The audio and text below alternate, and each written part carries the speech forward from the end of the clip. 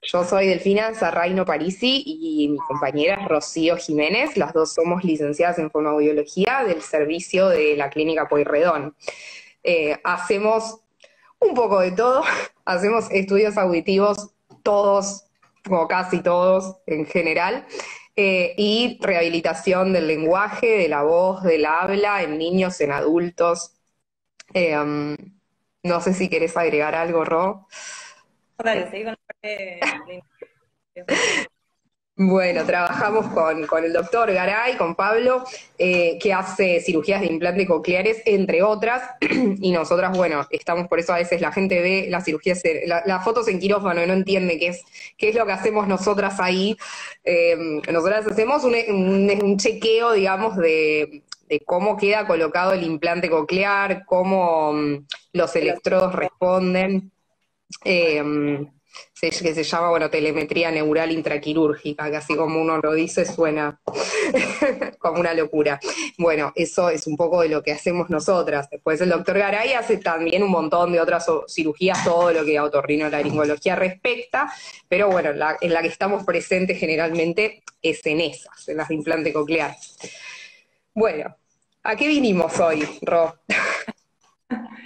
A hablar un poquitito sobre los mitos que hay sobre la audición, ver un poquito las preguntas más frecuentes que se ven en el consultorio, que son muchas, pero bueno, vamos de sacar algunas en limpio. Muy bien. Bueno, estuvieron llegando también por la página preguntas, así que las vamos a ir respondiendo también, y si a alguien le surge algo, las van escribiendo, que nosotras también vamos respondiendo todas las dudas que les surjan. Estamos acá más que nada para hablar un poco de los mitos sobre las pérdidas auditivas, sobre lo que es la audición. Bueno, arrancamos con el primero. Dale, la tenés ahí. Los tengo acá. El primero es, si yo escucho bien, yo sí escucho bien. Las demás personas son los que hablan mal, si la Bien. habremos escuchado. Sí, eso en realidad siempre que uno hace la anamnesis, cuando entran a la cabina para hacer la audiometría, lo primero que te dicen es, yo escucho bien, esto habla mal.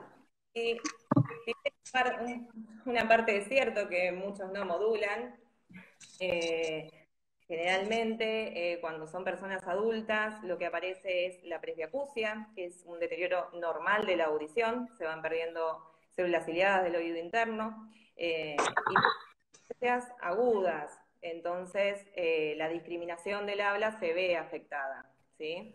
Es lo más común, ¿sí? Hay que establecer herramientas para poder ayudarlos, hablarle de frente, pausado, pero bueno, eso es una de las mayores cuestiones que se ve adentro de la cabina, ¿o no, Delphi? Así es, sí, nos lo dicen mucho. No, porque en realidad mis nietos hablan para adentro. Ahora todo el mundo habla para adentro, entonces yo no los escucho. Pero el problema no soy yo, mis oídos están bien. Si yo los ruidos los escucho perfecto. Pero bueno, hay otro mito, que ya que lo nombraste, voy a saltear un par, pero justo está ligado, es que la pérdida auditiva solo afecta a la gente mayor, a los adultos mayores. Sí. Eso también, no, si yo escucho bien, si tengo, que hoy realmente una persona de 50 años es una persona totalmente activa en sociedad, pero te dicen, no, si yo soy joven, yo no puedo tener pérdida auditiva. ¿Puedo Sí. tener pérdida auditiva? Sí, la realidad es que sí, y a ver, lo que se ve en consultorio es que es gente cada vez más joven y aparece la presbiacusia. Estamos en un mundo lleno de sonidos por todos lados, expuestos a contaminación sonora, ambiental, y eso hace que nuestra audición vaya cayendo un poco más, sobre todo Ah, con dudas. exactamente. Bueno, la presbiacusia, como lo nombra Ro, es una, como existe la presbicia, que es la pérdida de la visión por causa de la edad, existe la presbiacusia. Y obviamente, si yo en mi familia tengo a mi mamá con pérdida auditiva que se fue quedando sorda de grande, digamos, a mi abuela con lo mismo. Yo debería estar atenta y hacer controles, porque en realidad hay un factor genético que lo predispone, pero nada quita que si yo no tengo antecedentes de pérdida auditiva en la familia, también lo pueda presentar. Y como hablábamos también del tema de los ruidos, de la contaminación auditiva, eso también, eso era una de las preguntas que nos hacían a través de la página. ¿Qué pasa con el uso de auriculares? Que esto es algo que se está viendo en los últimos años, que antes no pasaba. Gente muy joven, con pérdida auditiva, que no es lo mismo, o sea, nosotros en la audiometría, le contamos a la gente que por ahí no está tan al tanto, no evaluamos un sonido solo. Nosotros vemos frecuencia por frecuencia de la audición cómo está. Y no es lo mismo, no es la misma la caída, o sea, la pérdida de frecuencias por el paso del tiempo que por exposición a ruido continua. Y bueno, se está viendo mucho en gente joven, en chicos de 20, 30 años, una caída en determinadas frecuencias. Y cuando uno hace esta anamnesis de la que hablábamos, le preguntás, ¿y usás auriculares? Sí, la verdad que sí, todos los días voy, no sé, salgo a caminar 1 hora y con los auriculares estos enormes que se usan ahora y todo, con la música muy fuerte. Y eso daña a la larga la audición. La exposición constante a ruido daña la audición. Y acá tengo otra pregunta, no sé si la querés responder vos, Ro. La pérdida auditiva, un mito, mejor dicho, la pérdida auditiva no se puede mejorar. A ver, Y acá entra el... acá tenemos muchos factores para hablar en realidad. Hay que ver qué pérdida es, qué la ocasionó. Estamos solamente hasta ahora, de la presbiacusia nada más. Exactamente. Auditivo. Hay muchas patologías de oído medio, oído externo, que sí se pueden mejorar con tratamiento, pero a ver, o lo mejoramos con una intervención quirúrgica o por medio de medicamentos, pero esto, bueno, es más competencia en realidad de los otorrinos, o con un dispositivo auditivo, sea audífono, sea un dispositivo implantable como el implante coclear o de transmisión ósea, ¿sí? Sí, por acá preguntaban, perdón, no, si es el auricular o el volumen. Es el volumen lo que daña. Lo que pasa es que cuando uno usa el auricular, lo estás mandando directamente al oído. No es lo mismo que si yo estoy en mi casa con música fuerte, que igualmente sería malo, pero o sea, no es tanta la gente que por ahí tiene la música tipo boliche todo el día en la casa. Pero sí, lo que daña el oído es la exposición al ruido fuerte. Eso, no sé si responde la pregunta. Lo que decís, el auricular, mira, en el auricular, todo lo que sale por acá me va a ir directamente a mi oído, ¿sí? No es que va a chocar contra una pared y va a absorber la pared el sonido, ¿sí? Es lo que dice Delphi. Si yo pongo la música en mi casa, las ondas sonoras van a chocar primero contra una pared, contra el sillón, contra la cortina, y después va a llegar a mi oído, ¿sí? Distinto con el auricular. Todo lo que sale del auricular va a ir directamente a mi oído.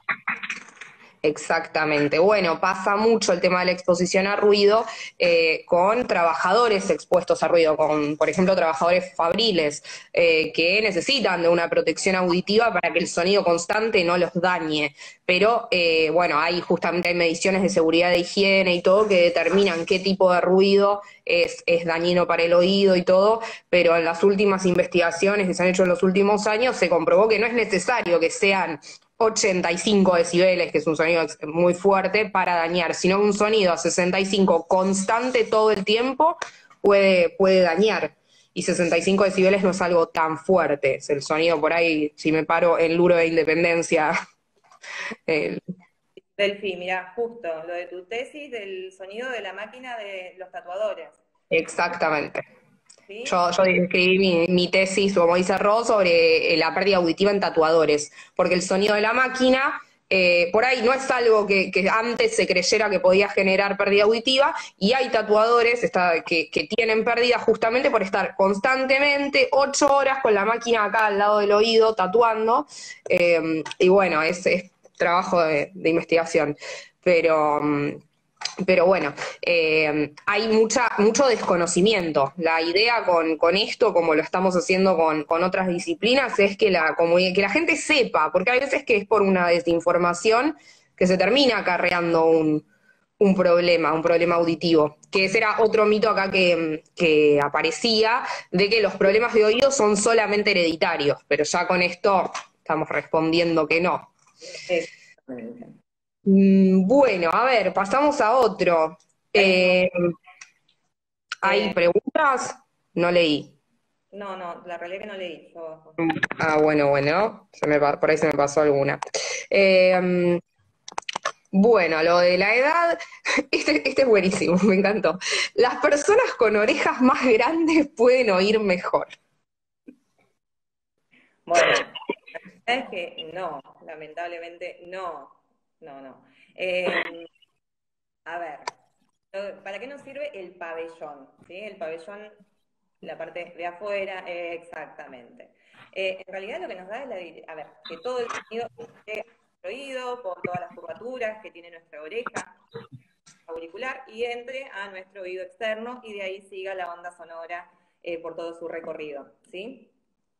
A ver, si nosotros tuviéramos una genesia de pabellón, que no tuviéramos pabellón, vamos a escuchar, lo único que nos va a cambiar son 5 decibeles, es mínimo, ¿sí? Pero vamos a escuchar de la misma forma. Y por más que tengamos las orejas de Dumbo, igualmente vamos a escuchar exactamente igual, ¿sí? Que, Exactamente. Sirve para ponerse más aros, pero no para captar más sonidos. eso, bien. Bueno, como nombramos las prótesis auditivas, el tema de que hay que ver el origen de la audición, de la pérdida auditiva, perdón, para ver cómo mejorar esa audición, podría pasar a este mito que dice, mis audífonos no funcionan porque pitan mucho, Hace mucho ruido. hacen ruido. ¿Por qué hacen ruido los audífonos? El ruido porque acopla. Todo aparato electrónico que esté un micrófono y un parlante juntos van a hacer ruido, ¿sí? Acá hay que diferenciar una cosa. Una cosa es que haga ruido fuera de lo que es el oído, de lo que es el conducto. Si yo lo aprieto el audífono, va a hacer ruido porque estoy acoplando, pero una vez que yo lo tengo puesto en mi oreja, tiene que dejar de hacer ruido, ¿sí? Si sigue haciendo ruido, no es que el audífono funcione mal, sino o el molde, lo que va acá, ¿sí? Esa parte, o está mal tomada la impresión y queda un huequito, se genera aire y hace una retroalimentación de sonido, o el cañito, que muchas veces el espagueti está fracturado, entonces también sale aire y hace ruido, pero no quiere decir que el audífono en sí ande mal, ¿sí? El audífono es la parte de atrás, la parte de adelante es el molde y el espagueti, ¿sí? Exactamente. Y bueno, y hay otro mito que es que los audífonos son feos. La gente No, que dice esto no conoce los audífonos de ahora. no, la realidad que no, cada vez vienen más chiquitos, se disimulan más, vienen de colores para poder disimularlos un poco con el pelo, igual son esto, menos que mi dedo. Sí, Y sí, tecnología, recargables, se conectan al celular por Bluetooth, uno puede subir, bajar, son automáticos, es otra tecnología, ¿sí? totalmente. Y bueno, para los chicos vienen algunos de colores, se pueden hacer, sí, con alguna decoración. Después, bueno, eso es como otro capítulo aparte. Pero sí, lo que menos importa hoy en día de los audífonos es el aspecto, porque realmente han evolucionado tanto que no es ese coso así gigante que se veía atrás de la oreja, no, La realidad nada que ver. ¿sí? Eso es, el audífono es una ayuda auditiva y es para que uno escuche mejor, ¿sí? No que sea lindo, feo, más allá de todo eso, porque también tiene una parte económica y que muchas de las obras sociales no los cubren o cubren una parte nada más. Eh, pero más allá de todo es salud auditiva, ¿sí? Porque Totalmente. una de las preguntas eran, no sé si la tenés ahí, es que generaba también la hipoacusia depresión, aislamiento, y esto es Sí. real. Los adultos mayores se aíslan porque están afuera de todas las conversaciones. En un ambiente ruidoso, el paciente no puede mantener una conversación y cada vez se aísla más porque cree que es un problema también para el resto. Entonces es bueno esto destacarlo, que es una ayuda auditiva y para ellos, para la familia y para que no les agarre depresión ni aislamiento. ¿Sí? Totalmente. Ese era, bueno, otro mito era que la pérdida auditiva en sí es molesta, pero no afecta a la salud. Y no, no es así, es esto que hablamos. La salud mental es tan importante como la salud del resto del cuerpo. Un paciente que nosotras, que dejás, esperás a última instancia para venir a ponerte el audífono, cuando ya te estás perdiendo las reuniones familiares, dejaste de ir a tomar café con tus amigos porque el ruido del café te molesta o porque tenés que estar preguntándole dos veces qué me quiso decir y no, y me da vergüenza, es mucho que nos dicen, no, a mí me da vergüenza, ya cuando le pregunté qué y me volvió a decir y no le entendí, no le quiero volver a preguntar, entonces dejé de ir. No queremos llegar a eso, porque el ser humano es más allá de esta etapa que estamos pasando como sociedad, pero el ser humano es un ser sociable, que está, o sea, que está acostumbrado a vivir en sociedad y cuando se aísla, se enferma. Eso por un lado en cuanto a la salud mental, digamos. Y después, que era otro mito también que tiene algo de cierto, que es que cuando la audición se pierde, se agudizan otros sentidos. ¿Qué pasa con eso? Sí, se agudizan otros sentidos porque inconscientemente se empiezan a leer los labios. No es que la persona se entrena en lectura labial, sino que empieza a mirarle la boca a las personas que hablan y se acostumbra a esto, a la lectura labial, sino que como la audición no es una oreja solamente, es un proceso cerebral. Y a ese cerebro, a esas áreas de la audición a nivel central, se le van a asignar otras funciones si yo no le devuelvo pronto la audición. Entonces, ahí es donde entra en juego la importancia de el equipamiento temprano. Y ese era otro mito que dice, tengo que esperar a ya no realmente no poder escuchar para usar un audífono. Y no, lo ideal es ponerlo apenas arrancamos con una pérdida auditiva para evitar esto.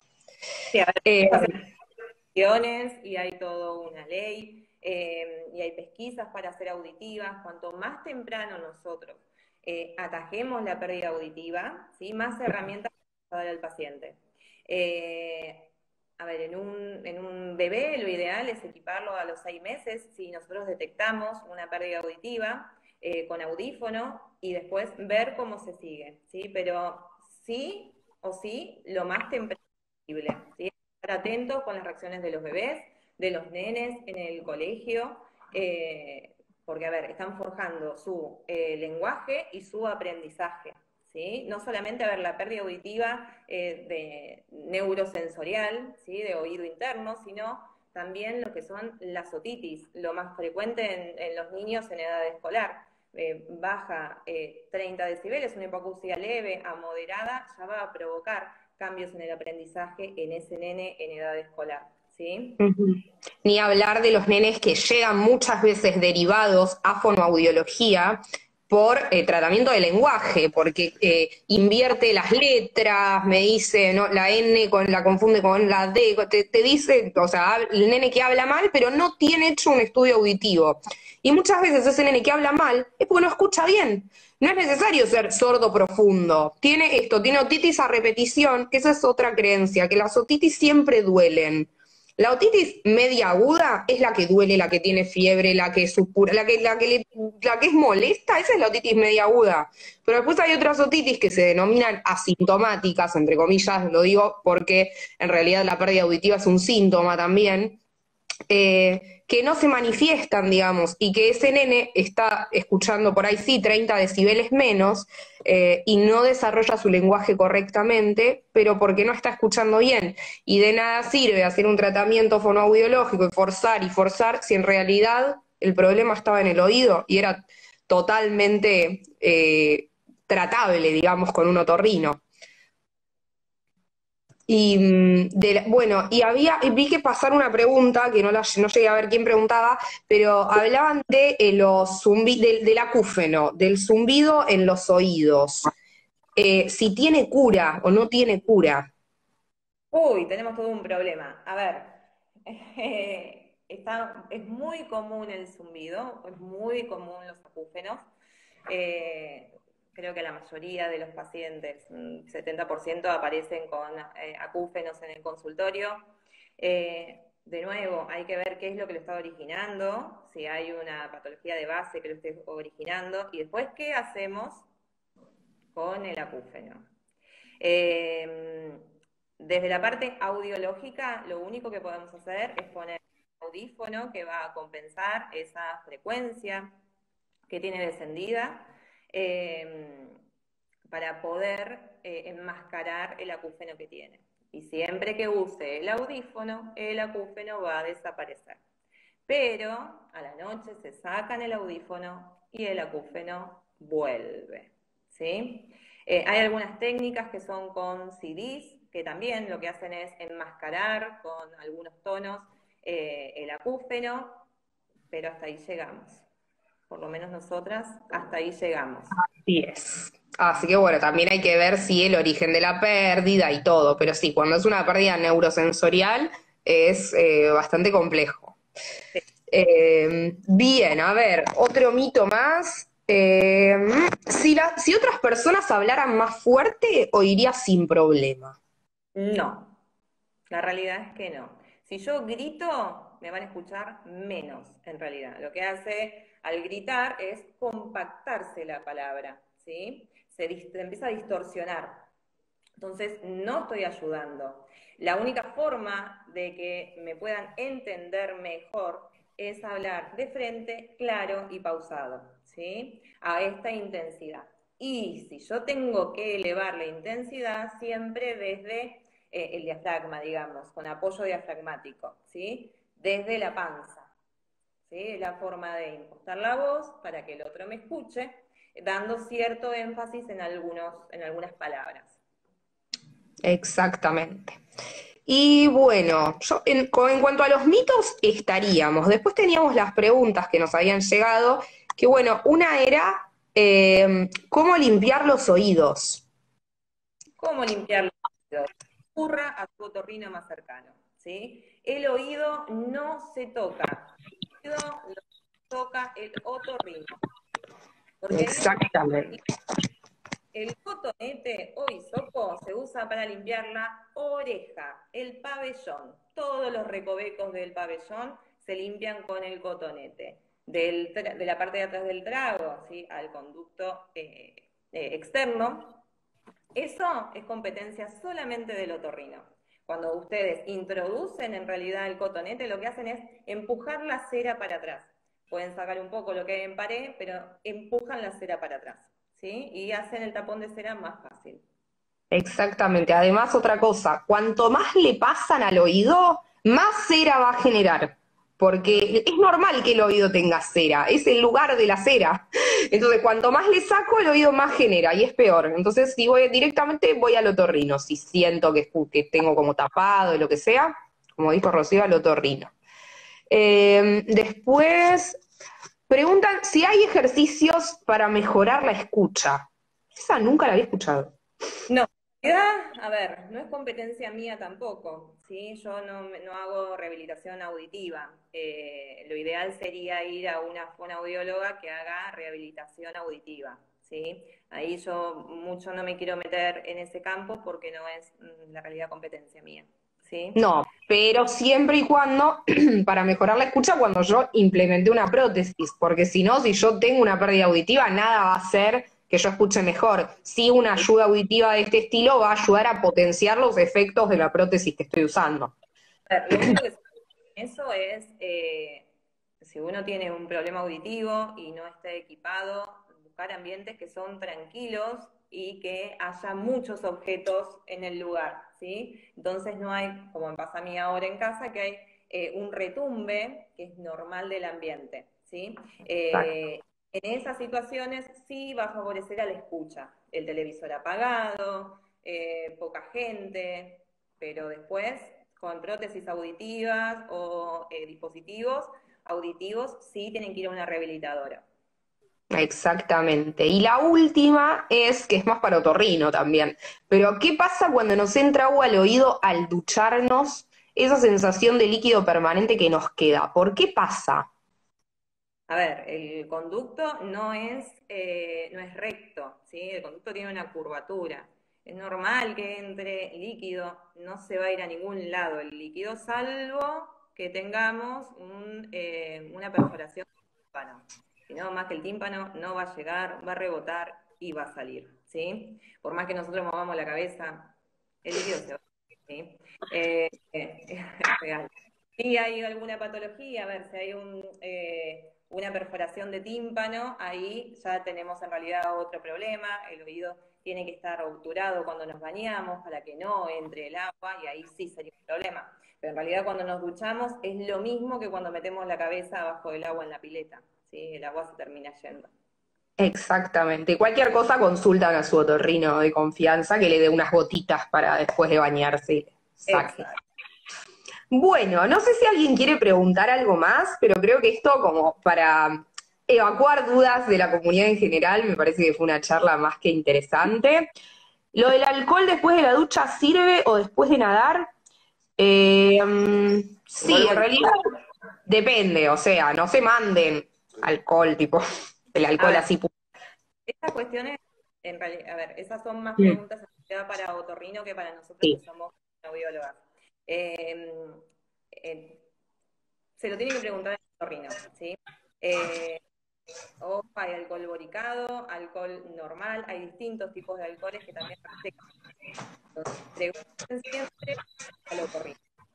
exactamente. Seguramente pronto va a haber charla también con Otorrino, así que ahí van a poder a evacuar todas estas dudas. Bueno, los invitamos obviamente a todos a pasar por el servicio por cualquier duda o consulta que tengan, para conocer los audífonos nuevos de estos que hablamos chiquititos y todo, para desmitificar que las prótesis auditivas son enormes o son antiestéticas. Estamos para responder todas las preguntas que tengan en este Instagram que es Fonoaudiología Pueyrredón. Nos pueden mandar sus consultas y obviamente estamos para responderles. Por acá vi pasar una pregunta, ahí se me pasó. ¿Cómo afecta la falta de escucha con el habla? Depende, no sé si la pregunta va hacia un niño o hacia un adulto.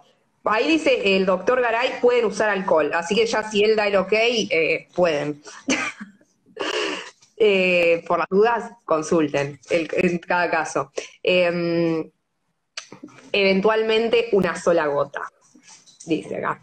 Bueno, a ver, se me pasó. En adultos, Cuando uno va perdiendo la escucha por uso de auriculares, en realidad el habla, cuando ya está desarrollado el lenguaje, es muy difícil que por una pérdida auditiva leve o moderada se pierda, digamos, la capacidad. Si en las pérdidas severas y profundas se pueden ir perdiendo las capacidades lingüísticas, pero no en pérdidas moderadas. Sí es necesario tratarlas a las pérdidas a tiempo. No sé si eso responde a la pregunta, pero no, a la vez que ya está desarrollado el lenguaje es más difícil, digamos. sí. Eh, ¿De cuándo se da la hipoacusia? Si es antes del lenguaje, después del lenguaje, ¿sí? Cuando son pérdidas severas o profundas, en realidad lo que quedan son rasgos del habla. Se hace una voz más nasal, esas son las cosas, más monótona la voz, esas son los rasgos del habla que en realidad se van distorsionando, ¿sí? Pero bueno. Bien, acá veo otra pregunta que decía, en adultos mayores sin problemas auditivos, ¿qué puede producir picazón en el oído?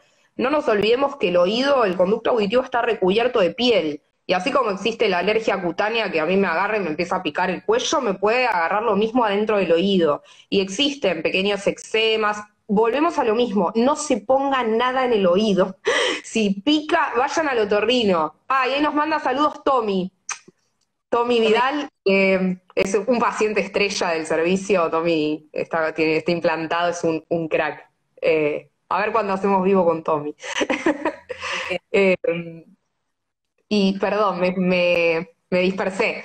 Eh, Volviendo, no se metan nada en el oído. Vayan al otorrino, el otorrino les va a indicar con qué tratar la picazón, porque puede ser por un ecsemita, puede ser una alergia de la piel del conducto, puede ser un hongo, así como es una zona que puede estar expuesta a humedad, que tenga un honguito. Entonces, obviamente eso se medica, pero el medicamento lo va a definir el médico, no nosotras. Cuando quieras, pone Tomás. Listo, te vamos a escribir para hacer un vivo, Tommy, contando tu experiencia con el implante, me encantó. A Ahí ver, todas dicen un genio ese chico, tenés club de fans, Tommy. acá hay una, y en adultos mayores porque mi abuela cuando dejó de escuchar de a poco fue perdiendo el habla. Hay que ver el caso de tu abuela, Nadia. Eh, hay que ver qué tipo de pérdida tiene, si es tiene una cufosis, si está equipada o no está equipada, y hay que ver también con la edad que tiene, si tiene deterioro cognitivo asociado, o tuvo ACVs, pequeñas afasias que hayan hecho un convito y como resultado fue perdiendo el habla, ¿sí? Hay ciertas cosas que es mejor ver caso por caso. Si querés te podés acercar al servicio y con Delfina con gusto lo podemos ver, ¿sí? Te podemos orientar un poquitito. Bien. Nunca Eh, se adaptó a un audífono, dice. El audífono, no nos olvidemos de lo que acabamos de decir, es una prótesis. Así como existe como, si yo voy y me opero la cadera y me ponen una prótesis de cadera, yo no voy a poder ir a la semana siguiente a jugar al hockey como si nada hubiese pasado. Me tengo que adaptar. Con el audífono pasa lo mismo. Entonces la persona se va con el audífono puesto y no lo no lo tolera, no se adapta a esto mismo, pero nunca se le dieron a la persona indicaciones de cómo seguir, cómo es el paso a paso para adaptarse correctamente. Así como yo no me puedo ir con la prótesis de cadera a jugar al hockey a la semana siguiente, yo no me puedo ir con el audífono recién puesto al Luro de Independencia a hacer las compras con todo el ruido del ambiente.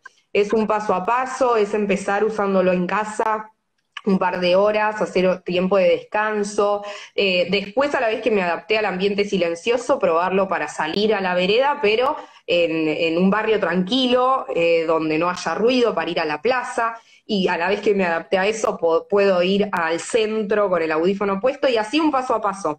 Que muchísimos casos que dicen que nunca se adaptaron al audífono son debido a eso, a la falta de adaptación a la prótesis.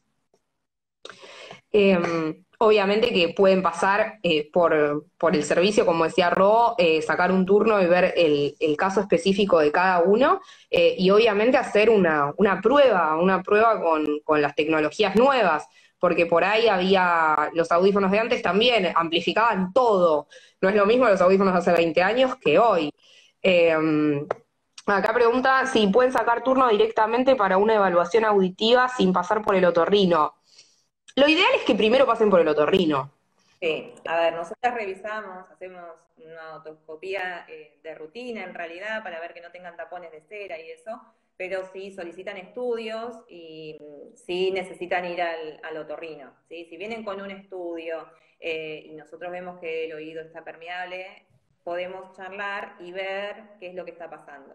Pero lo ideal es siempre pasar por un otorrino, ¿sí? Exactamente. Y bueno, creo que no hay ninguna otra pregunta, que esto ha sido todo, que hemos aclarado las dudas de la comunidad. No, yo no veo que aparezca ninguna más.